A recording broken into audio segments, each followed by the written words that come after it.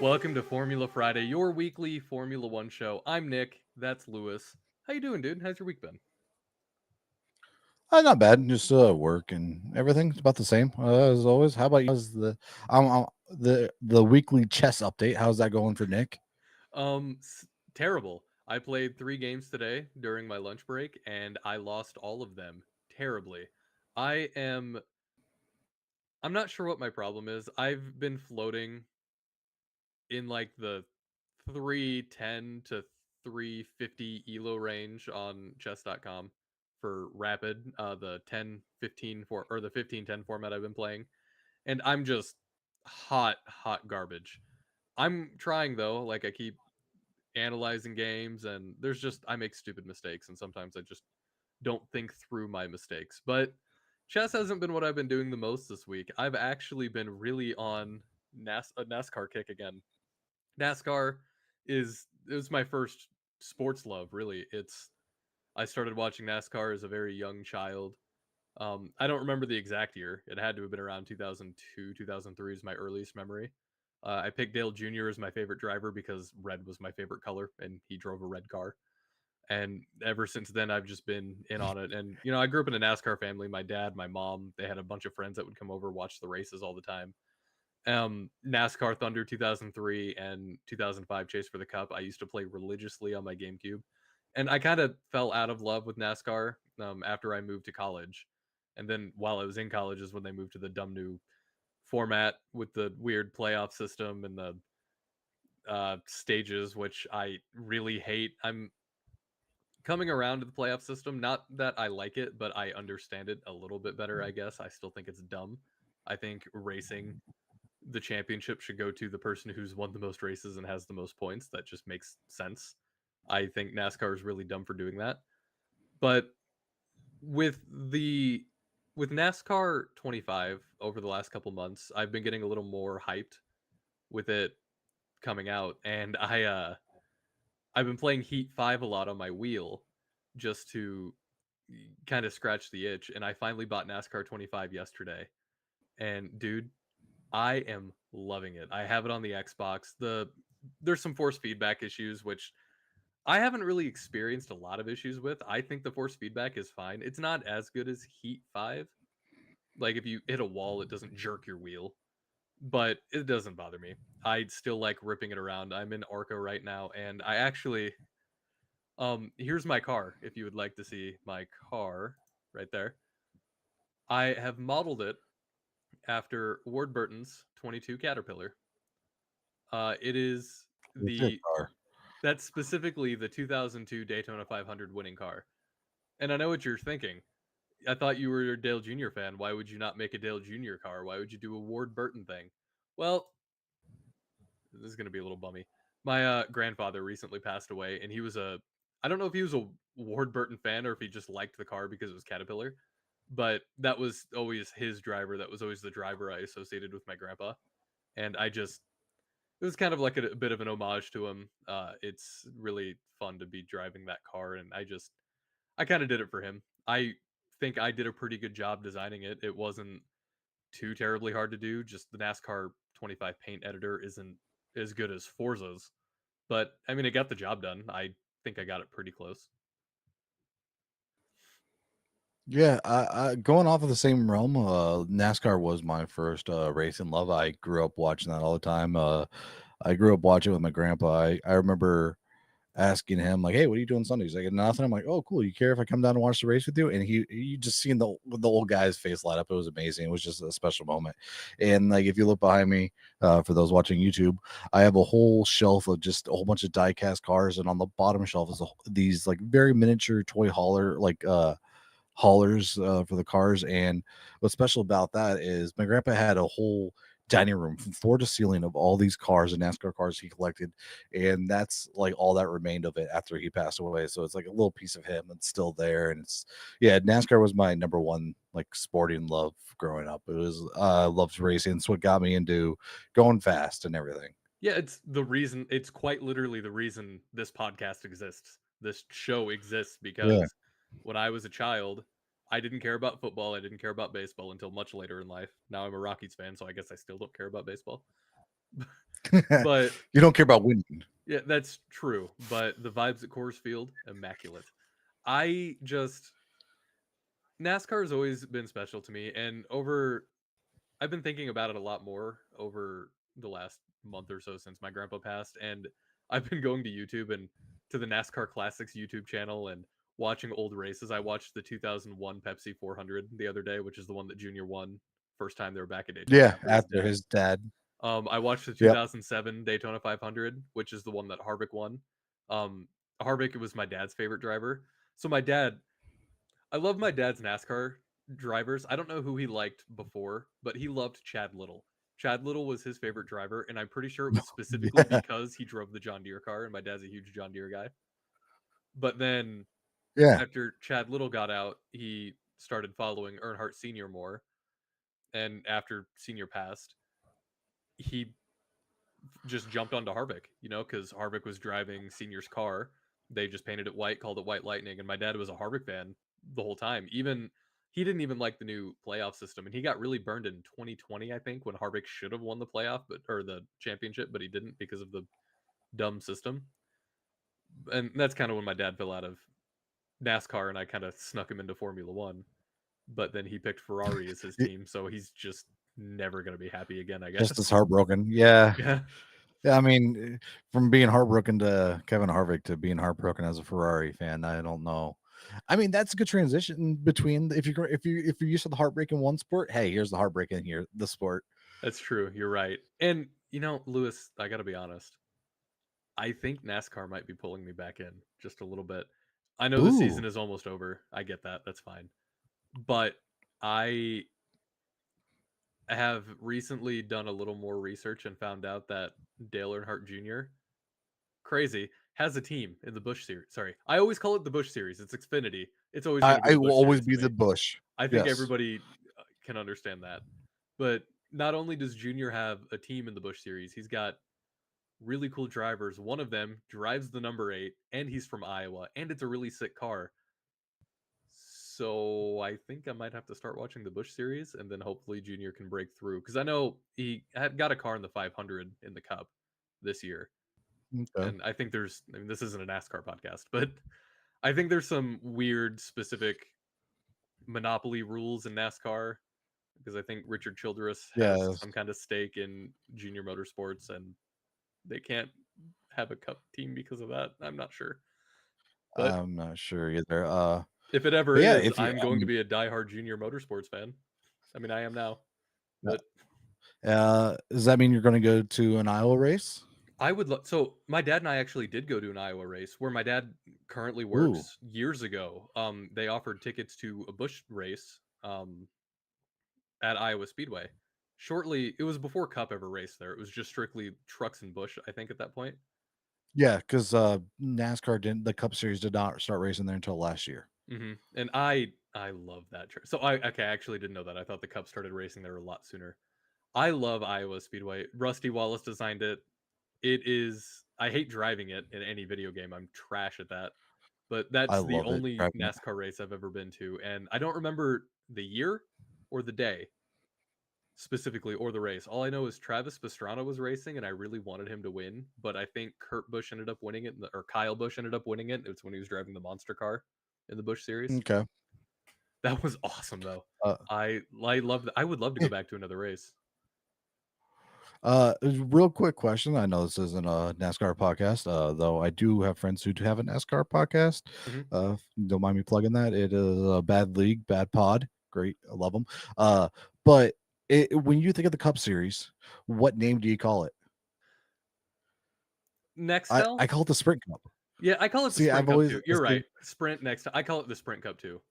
I think that's because of yeah, NASCAR 2005. I think it is because of Chase for the Cup. yes, People, it's Eh, weird though, because when I started watching, it was the Winston Cup, but when my brain developed, it was the Sprint Cup, and now it doesn't even have a sponsor right now, which is yeah, wild. no, it's just the Cup Series. I kind of like that though. It's weird. Yeah, I fitness to it. Like Formula One doesn't have a title sponsor. Great, I love it. hmm But once Formula One has becomes that Aramco Racing Formula One presented by Heineken 0.0, then I want to Ironically, fall out of the love with that. ironically what I would call the NASCARification of Formula One, which we have been seeing a lot more. But again, this isn't a NASCAR podcast; it's a Formula One podcast. So let's talk about Formula One.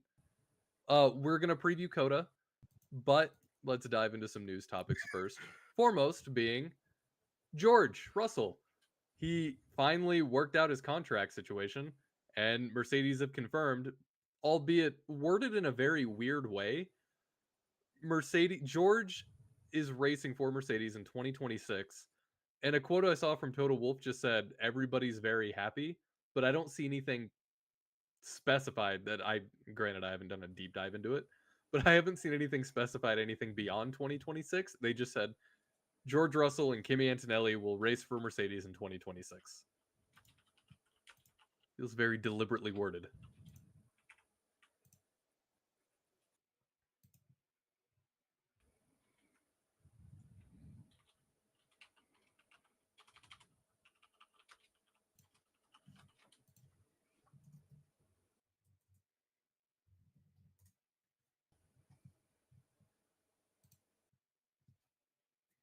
I apologize, I'm having internet issues.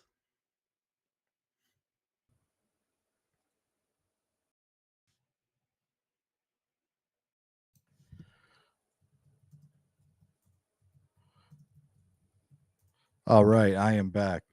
Sorry, a Welcome little back. technical difficulties there. Ah, incredible. How much did you Yeah, miss? just a weird technical glitch. All I heard was Mercedes. What happened with Mercedes? Oh, man, you missed my whole spiel. Okay.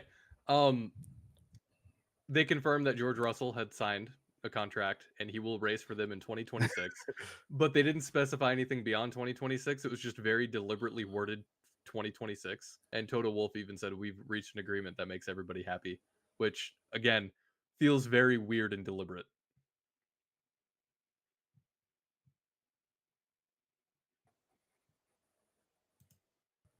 Hmm. That's yeah. I wonder if they have something planned for 2027. A certain championship driver might be available. Oh, interesting. That being said, though, the only question marks we have for the 2026 season is who will be Max Verstappen's teammate at Red Bull. We still need a driver for Alpine, and both V carb seats are wide open.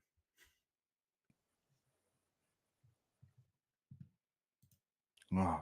Yeah, I feel like okay, you can go into every season with V Carb, Toro Rosso, AlphaTauri seat being pretty much open until they get to Abu Dhabi at the end of the year. Mm-hmm. I I feel do, like that seat is kind of always vacant. It's always gonna be, oh, maybe it's yeah, gonna be this person, maybe it's gonna be this person.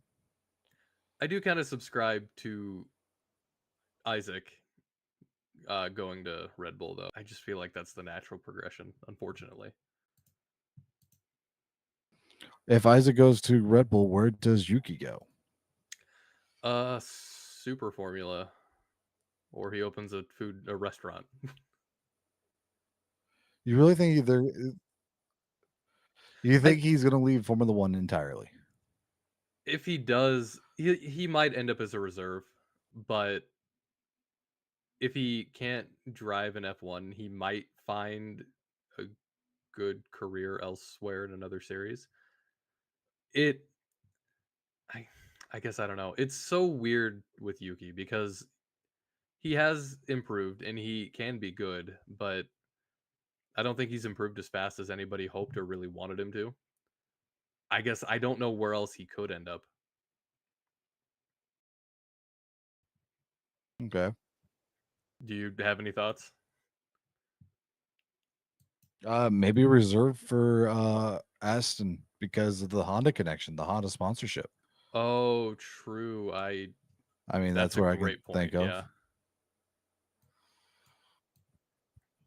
of. Okay, well, we're going to continue on our string of former F1 drivers, if Yuki is indeed one. Nicholas Latifi, remember him? That is Remember like the Goat TV? only thing I can think of. So, yeah. Nicholas Latifi has graduated from the London Hmm. Business School with his MBA. Yes, I remember Go TV.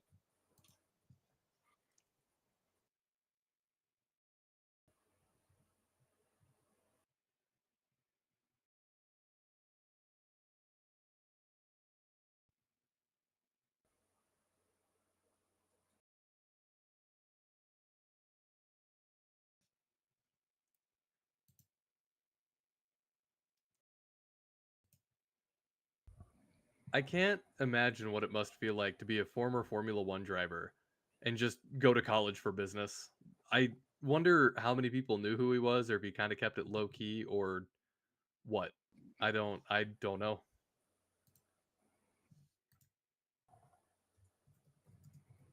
Yeah, I don't know. I wonder who, like, if he had to pay for that out of pocket, or if his sponsor helped him pay for that, like they helped him pay for the Formula One ride. Which, all jokes Oh. aside, I think he was a good driver. I don't think he was horrible by any means. There was that one incident, obviously, at Abu Dhabi, Mhm. but other than that, It is I don't. interesting. He wasn't as bad as we've had. Uh-huh. It's really funny to think about that he was a relatively low-key driver, and he is at the center of the most one of I don't know, is it fair to call it the most controversial race in F1 history? The most controversial championship?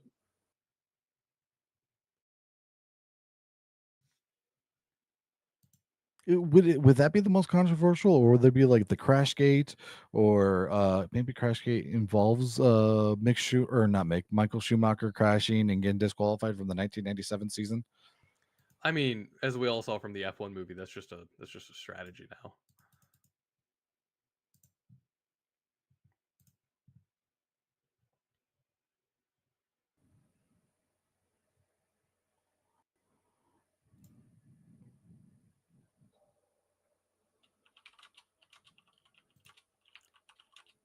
Moving on to the next bit of former driver news, Mick Schumacher did his first test in an Indy car with RLL Racing over the a couple days ago. And I know Michael Schumacher kind of had some thoughts about Indy, but I think, and this isn't fully my own take. This is another take that I saw from somebody somewhere else, but I agree with it wholeheartedly. I think it's good that Mick can get to another racing series where his last name won't be such a shadow looming over him. Because I do like Mick a lot, and I just think he never had the right equipment, and I'm excited to see what he can do in the right equipment without the pressure of his family name looming over his head. And not an IndyCar podcast either. I have been wanting to get into Indy more. I've watched a few races here or there. But if Mick Schumacher starts to drive an Indy, I might start paying more attention. I know McLaren has an Indy team, and it feels weird for me to not support them in Indy, but I like Mick, and I've always liked Mick, and he will be my driver if I get into Indy and he's just driving full time, which it kind of feels like he's going to. Yeah. TMRL RLL. Sorry about that.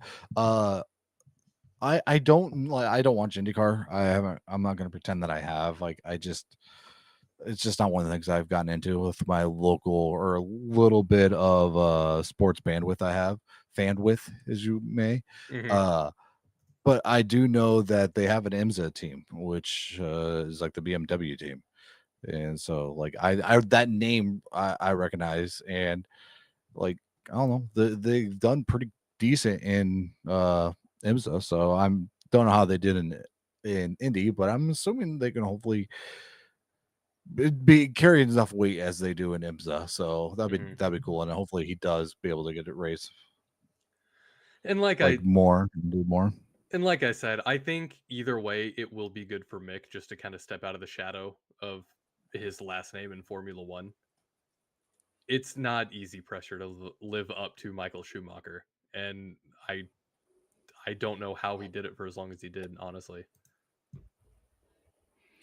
Yeah, as morbid as it is, I think the thing that helps him is his dad is still fighting, because his dad had that accident. Hmm. But like, if his dad was there in the crowd and everything, I think there'd be more pressure on him. So he got kind of lucky. Like, as morbid as it is, I'm not saying it's lucky to have your dad in the state that Michael is in, but I think that kind of helps him.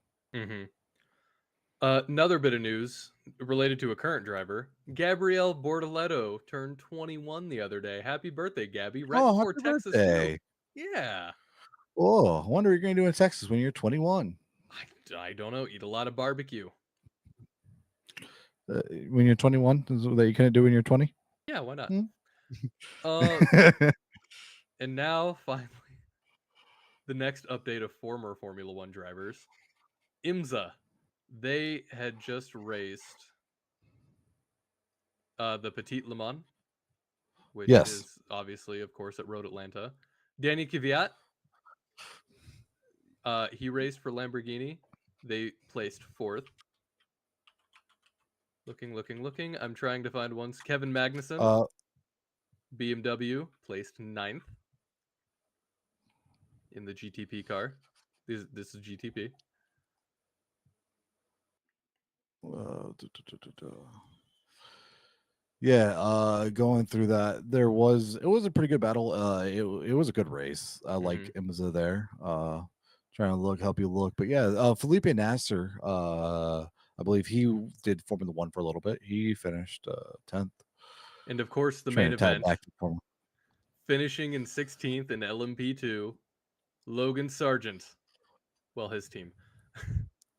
In the PR1 Matheson Motorsports Oreca LMP2 07. Yeah, I was so it sucks. I was trying to look for him and cheer him on because I like watching him, but like he didn't race a bad race and they didn't crash out, and especially this track where you run into the night. He might be doing a lot better in IMSA than he would in Formula One, and it's really awesome to see. And like you said, the former drivers that are doing good at IMSA that weren't very good in F1, like this, I think could be a very good thing for him. IMSA kind of is turning into the island of misfit F1 drivers, and I love it. I like that these drivers. I mean, Formula One is hard. It is very, very hard to be into, maintain, race at that level, and I'm glad that there's other notable series that these drivers can transition to when their time in Formula One either comes to an end or they decide to end their time in Formula One, Mhm. as we will see Max Verstappen do probably in the next 3 years. I will still stand by that. Yeah, well, and especially with Ford is coming into uh IMSA as well. People Granted, not forget. an IMSA podcast, but yes, yeah, Ford is coming into IMSA, and next year, new regulations. It's going to be Ford Hmm. for Red Bull. So you had something you wanted to talk about here. Tell me about this Duracell Williams hat. So in my opinion, I will stand on this. Duracell has the best sponsor placement on Oh any car ever. my god. I didn't see this until right now. This is incredible. They have the best sponsorship location. They have the little Duracell looks like a battery right on the air intake. That is beautiful. It's amazing. Oh, it's Well, what incredible. I love Duracell has that. done, yeah, what Duracell has done with in partner with Williams, the little foam cowboy hats in Austin, they combine that with the air intake sponsorship that they have with the T camera and everything. So you got this foam cowboy hat with like those little almost like halo bars to this Duracell battery air intake, and you get your little T camera and your fins. It is amazing. It's ridiculous, and I want one. I am throwing it up on the screen right now. Look at this thing. That is incredible. Oh my god. I want one too. That's awesome. This is what I'm saying. Williams is becoming my like favorite team. They just knock it out of the park. Honestly, good for them. That's sick. I like that a Yeah, lot. Thank you for sharing that. That's so I can't stop laughing at that. Thank you, Williams. Well, speaking of Coda, that is a race that is happening this weekend. It it is is. the first race at a normal for us time because we are in the central time zone. I like to call it God's time. So the race will be at 2 p.m. God's time, which honestly, I don't like. I kind of like waking up early, having a nice cup of tea, and watching the F1 race at 7 or 8 in the morning. It's kind of nice. It's a good way to start a Cup, Sunday. cup of tea. I like tea. I'm a tea guy. I Huh, don't see, I I don't drink drink a Red coffee. Bull about that size in the morning. No, I That's had just to my stop empty can. I drinking. got throw it away. I had to stop drinking energy drinks a couple years ago because they give me heart palpitations. And I realized it's because I Hmm. started drinking Amp when I was like 12. Not a NASCAR podcast. Shout out to Dale Jr. I started drinking Amp at a very young age, though. Then that turned into Monster. Then that turned into Red Bull. And then that turned into my heart feeling like it was beating irregularly. but I still needed Yeah, caffeine, so coffee makes me feel like I'm gonna explode. Tea is just enough caffeine. I like to get an Irish breakfast, have a nice hot Irish breakfast tea every morning. I might need to start doing that because yes, I did transition from Amp to Monster to Red Bull to bigger Red Bull to bigger Red Bull. Now I'm on the big Red Bull, and that's not enough. And it's kind of one of those. Technically, caffeine's a drug, so it's just one of those things. Hmm. So, along with Circuit of the Americas, that's what COTA stands for, in case people didn't know. Half of the grid, literally half of the grid, 5 of the 10 teams are doing a special livery. Livery? Is it livery? How do you pronounce that? Livery, Livery. livery. They're doing a special livery for the race, and I'm just gonna go through them. You haven't seen all. You've only seen a couple of these, so I'm just Yes, to be fair, yeah, I've only seen Williams and I've only seen V Carb. so I'm just gonna throw these up, and I'm gonna get your initial reaction. So first, Okay. here's McLaren's. Ooh. That is their Google Gemini livery, is what they're calling it because it's Google's AI assistant. Google's obviously one of their things. It, I don't like it that much. It looks like a bad version of their Silverstone car. Their Silverstone car was cool because it was all chrome and everything. This just feels kind of derivative, and they're like, what if chrome, but not actually chrome? It from what I'm seeing, it looks forced. It Like it's does look a weird. little It doesn't forced. flow. Yeah. I don't. I'm not a huge fan of that. Like, oh, if we had to give this a vibrating 4, Yeah. No, four is a good vibrating for that one. Next that's up, disappointing. Yeah. well, Go you're ahead. going to continue to be disappointed because here's Aston's. Now, Oh, oh, Aston's is a little more oh, okay. So it's still basically their normal green color, but they have a bunch of equations and stuff on the rear oh, wing and the front wing. And there are equations that mean some things. It's supposed to be celebrating STEM. One of the things on there is the Reynolds number, and they had a whole thing on Twitter, social media, to explain a bunch of things. So the Reynolds number, airflow around the car is governed by whether it stays smooth or becomes turbulent. The Reynolds number helps engineers predict this behavior at racing speed. It influences how wings, diffusers, and other aerodynamic devices are shaped to maximize downforce and minimize drag. It's a really cool concept. It's a really nerdy concept, and I mean, it's for the engineers. The engineers who watch Formula One are probably loving this. I like I like the idea of it, but it doesn't really pop to me. Which uh, the side of the car is cool. I don't really have a good view of the side of the car here, but they have kind of this cool geometric kind of pattern. It's like a ghost geometric pattern, which is neat, but it's nothing crazy, I guess. so you're not a huge fan of this? I am smitten right now. I am in love with Really? this car. This car Really? looks so good. It's not because you Yes. still love Adrian Newey? No, but it is a beautiful looking car. I think that is amazing. And then like I looked up and found other pictures. It has like this gradient like dissolving triangles to it. It is, and I like that matte black with the chrome and that gold. You know what it reminds me of? It Hmm. reminds me of the Oregon Ducks, the football team. Yeah, the college football team. You're right. Yes, and I'm a USC fan, like, they played in the Pac-12, yada, yada, yada. This isn't a football podcast, but, like, I've seen them all the time. You know what? Solid 9 out of 10 vibe. Nice. Here's Haas. Haas Haas is always so lazy when they come to America. I hope Cadillac doesn't do this kind of crap where it's just, oh, we're the American team. Let's put the red, white, and blue and put the flag on it. Get it? It's America. I mean, it looks Mhm. fine. It looks fine. I'm not bothered by it. It just feels boring to me. I'm probably being Yeah, overly what it critical.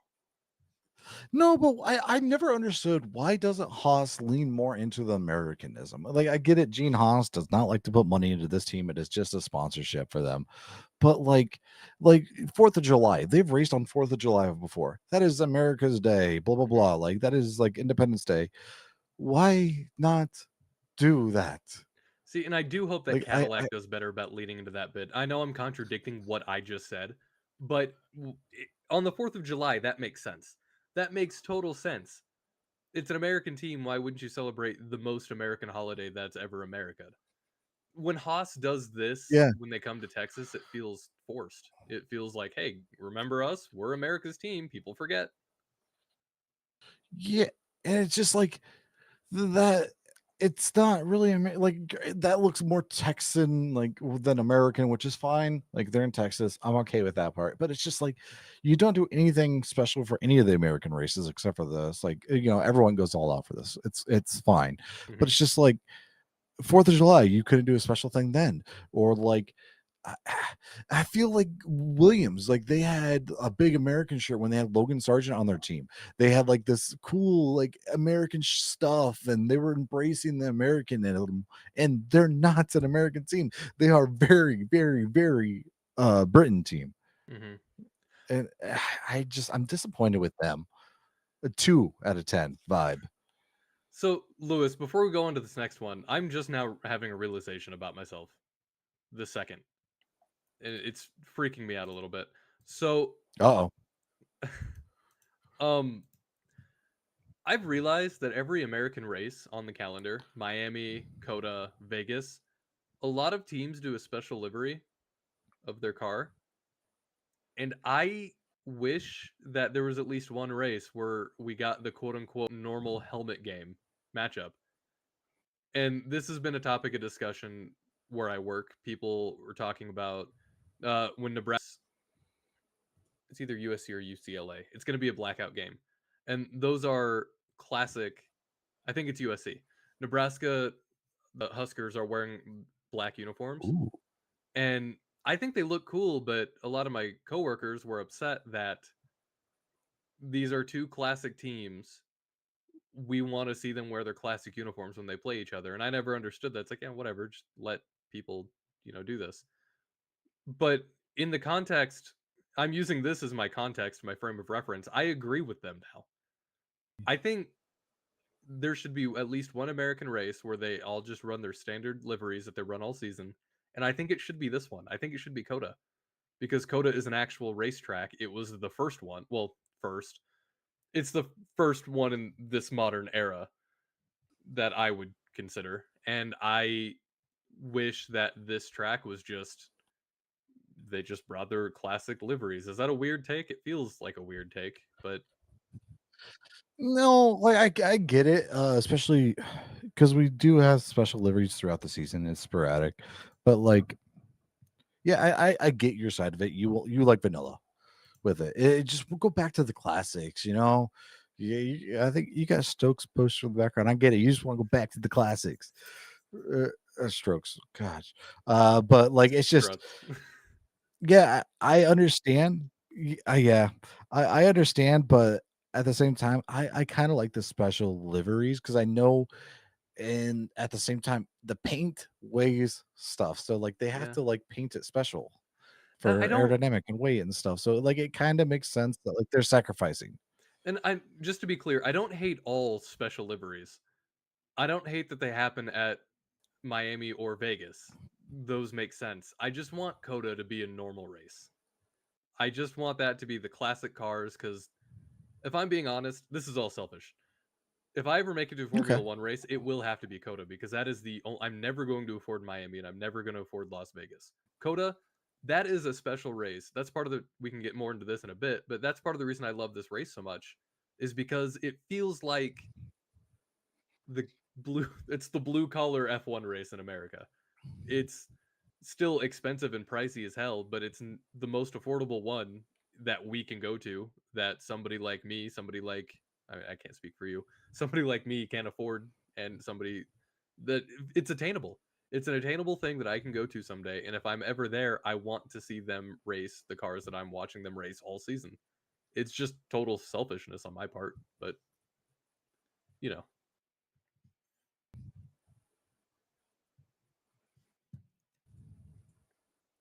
Yeah, I get it, and yeah, I think that's a very understandable want slash take. Moving on, let's finish up these liveries. Sorry, I got us on a sidetrack there. Here's V Carbs. You, the V Carb fan, how do you feel about this thing? No, good.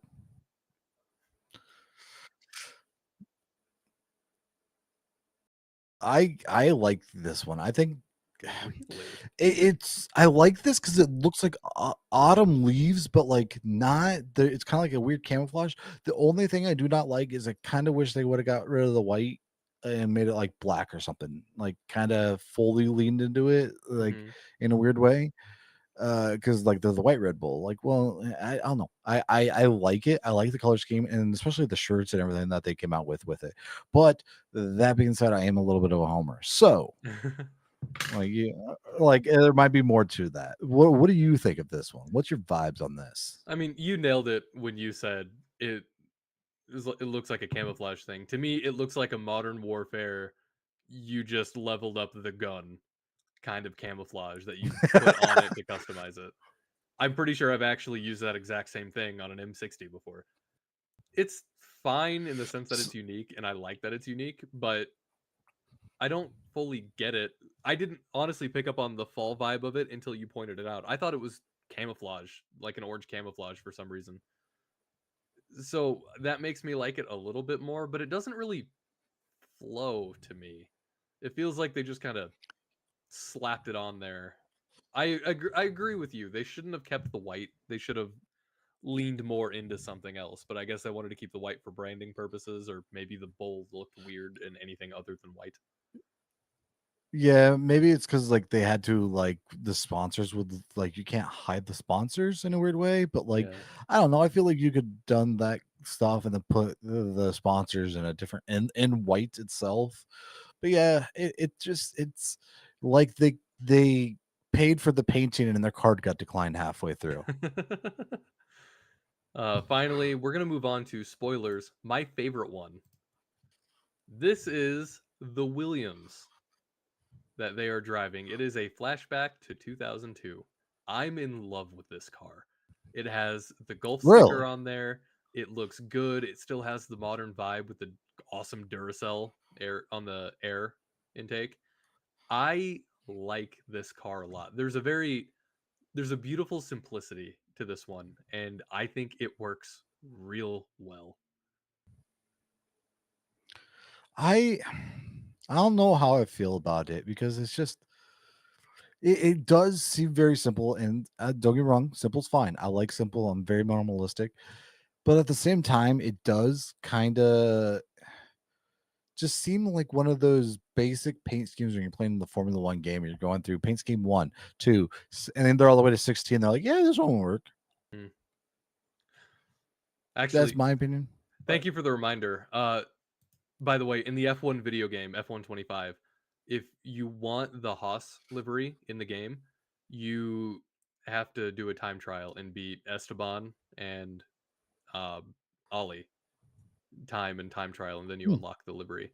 And the F1 games, F125 is doing a thing where once you unlock it, you just have it. They don't take it away from you. It's just permanently yours in the game after if you do the thing to unlock it, which I like. It's really cool. I haven't really touched the F1 game in a minute because I've been a little NASCAR pilled, but I like that it's a thing. And I got the McLaren one already because the first one they did was the Silverstone one in the game, and that is just never coming off of any McLaren I ever drive in this game. yeah, it was the McLaren Golf one, No, or I no? wish it was the Chrome one from Silverstone. Yeah, This okay. year. Yeah, Favorite Golf car. cars are like my all-time peak. Maybe that's an off-season topic. Maybe we'll write that down. Favorite liveries. Ooh, Absolutely, I'll put that on the list right now. Actually, that is a that fantastic.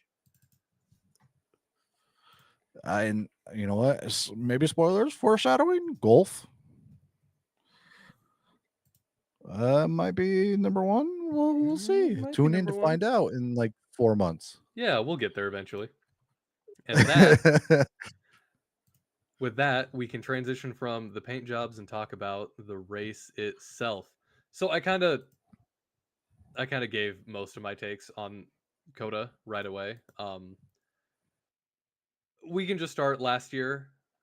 Charles won the race. Carlos Sainz got second. It was the last double podium for Ferrari, I think, since last year.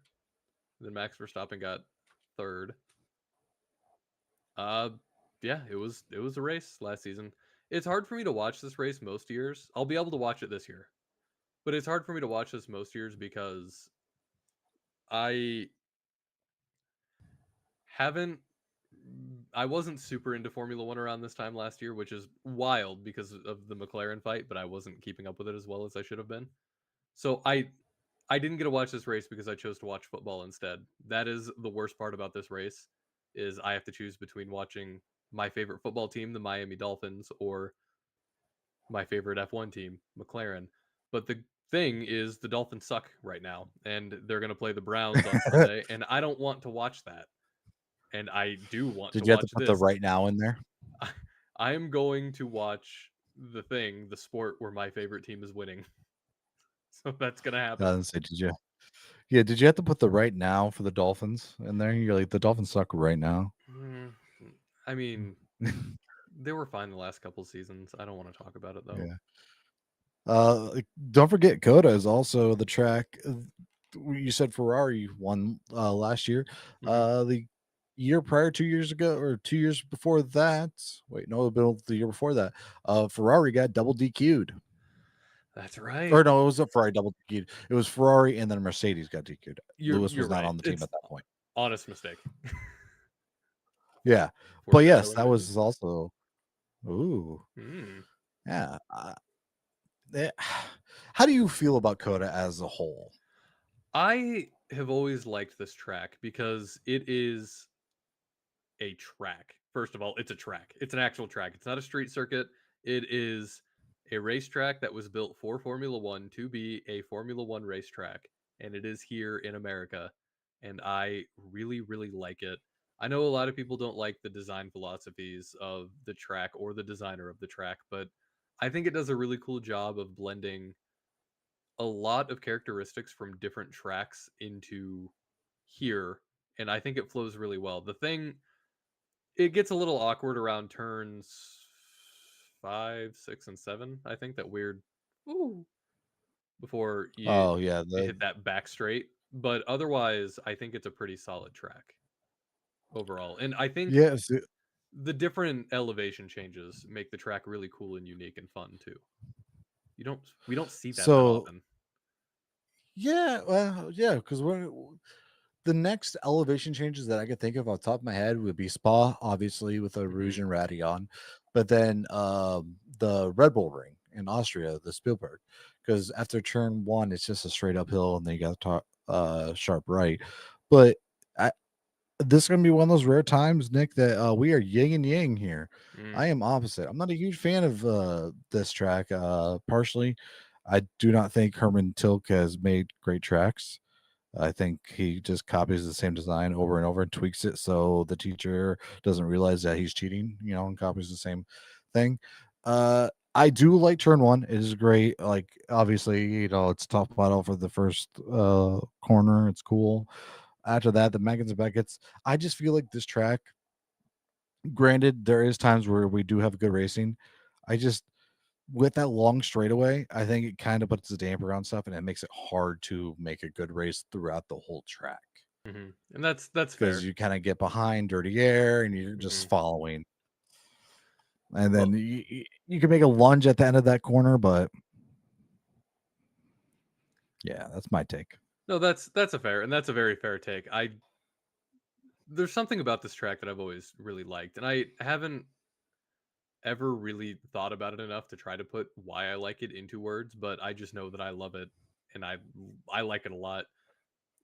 Ignoring the fact that I said I haven't watched the last couple of years because the Dolphins have been doing well and I didn't want to watch this race when the Dolphins were winning.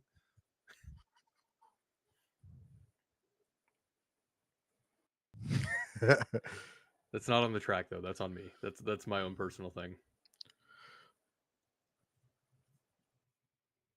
Yeah. Again, it's a good spectacle. It's a good race to watch. Uh, it's it's always has an experience here, and I think part of the reason I might not look forward to it as much this year because for the past 2 seasons, Austin has not been kicked off. It has not officially started because Horsey McHorseface has not been there with Danny Rick. Mm, mm-hmm. Horsey McHorseface was Danny Rick's horse, and he got a special badge for it and everything. And just Danny Rick always brought the fun, and there was always something here at COTA, and it's kind of just a little different without him the last couple seasons. It does have a different vibe without Danny Rick. Danny Rick really embraced Texas, but maybe next year. Maybe next year with Cadillac, the actual American F1 team, things will feel a little more like a race, like an American type Yeah, of race. And that's next season, new regs. We don't know. Had to get that in. we We don't haven't know. said that yet. No, We don't know. We don't know. yeah, Now we let's gotta get move. that as a hotkey button. We do. Now let's move on to our predictions. So for our predictions, every race we do 3 total, 2 normal ones, and then a very bold one. Lewis, let's start with you. All right, my first prediction is going to be a no safety car. I just feel like potential, yes, on the first couple laps with that first corner, but besides an incident on the long straight, I just don't feel like it's going to have a lot of moments for a safety car. Granted, I've said that before and I've been wrong. So if you were a betting person and you had a betting app, yeah, I would bet safety car because I have jinxed it before. My first What prediction, about you? my first prediction, Oscar wins. I am a Lando fan and I'm getting really fatalistic and I think Oscars is just I think he wins. I just think he wins and he's going to win the championship and his insane run is going to start here and then it's just not going to stop until it's this season's over.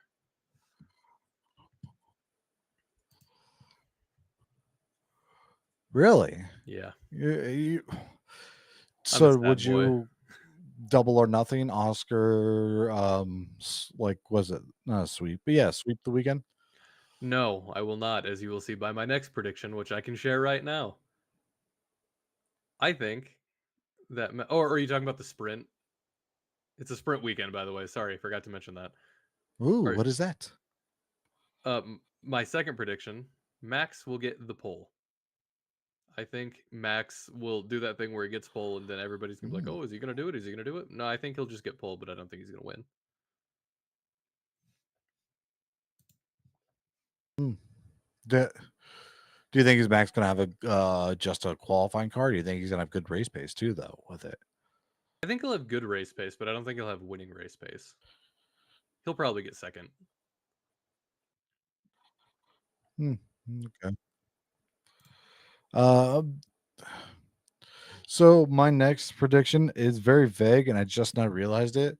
So like I was gonna like I just said not many my prediction was not many on track overtakes, and I'm like Hmm. typical Tilk track, just Herman Tilk, whatever. There's no number to that. So like there could be 10. I'd be like, yeah, typical, but it's like that could be a lot. I don't know. So that one's kind of feels iffy. So I'm gonna change that right now, hit that little delete button. Okay. And you know what? I'm just gonna I'm gonna keep rolling with this double points V carb. Ah, broken clock, I guess. It's gonna be right twice. It's once, right? Yep, broken Is clock that how is that right twice works? a day. Broken clock. Yeah. And then my bold prediction: Ferrari podium. Don't know who it's Oh, gonna be, but I think oh, Ferrari's good here. oh, I know. So I know you Like said you don't know who it's going to be, but if you absolutely had to give an answer, who do you think it would be? Charles. Charles is the brain pick, the smart pick. The heart pick would be Lewis. I just it would be a great spot for him and everything, but yeah, if I had put money on it, it would be Charles. It really is kind of a good summary of Ferrari this season. Charles is always the smart pick, but the heart wants Lewis. The heart wants what the heart wants, man. I do love him. My bold prediction. Now get ready for this. Hold on to your seat. I am bracing. There will be a multi-car wreck, and I did assign a number to this. Multi-car, I'm considering 3 or more cars involved in the wreck. Now, just going devil's advocate, lawyer speak here. What causes a wreck? Can they just make contact, or do they got to be out of the race? DNF. Ooh, that is bold. Now, they don't all have to Now, if you DNF, had but to if more pick than over 3 under a cars are lap, it's involved going to be in the like lap wreck, 1 early, right? yeah. Oh, yeah, it's for sure. It's going to be turn 1. Either turn 1 or the first 4 turns, I think, is when it'll happen. Yeah. And this isn't part of the prediction, but like, one of the people might be called. Makes sense.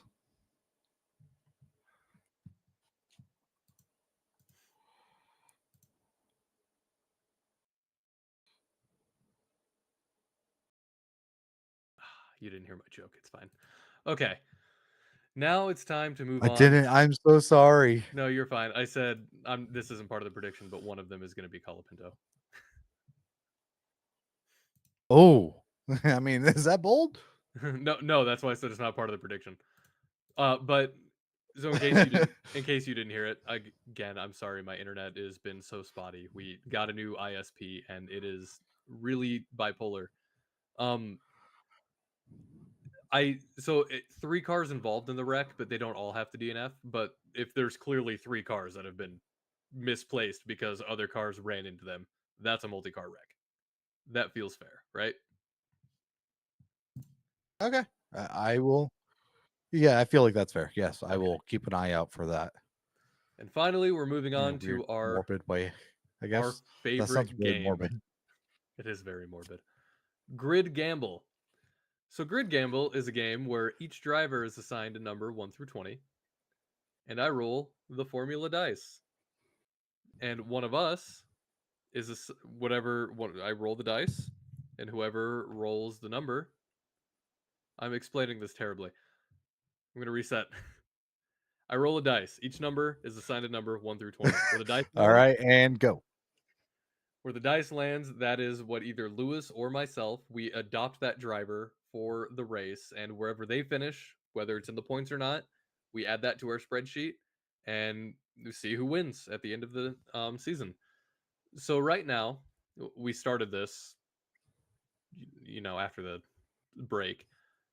Lewis is at 5 and I'm at 29. Now I'm only at 29 because I was very fortunate and I rolled for Max Verstappen and the race that he happened to win. Last race I had Lewis Hamilton. He finished in the points barely, so I got 4. And unfortunately Lewis has a run of Gabriel Bortoleto, Isaac Hadjar, and Lance Stroll.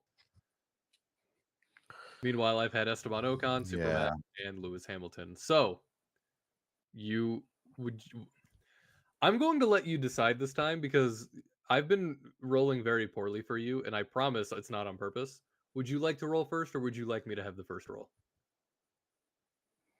What did we do last week? I don't remember. I think You did I it had the first first last roll. week because you lost, but the first roll also gave you Lance Stroll.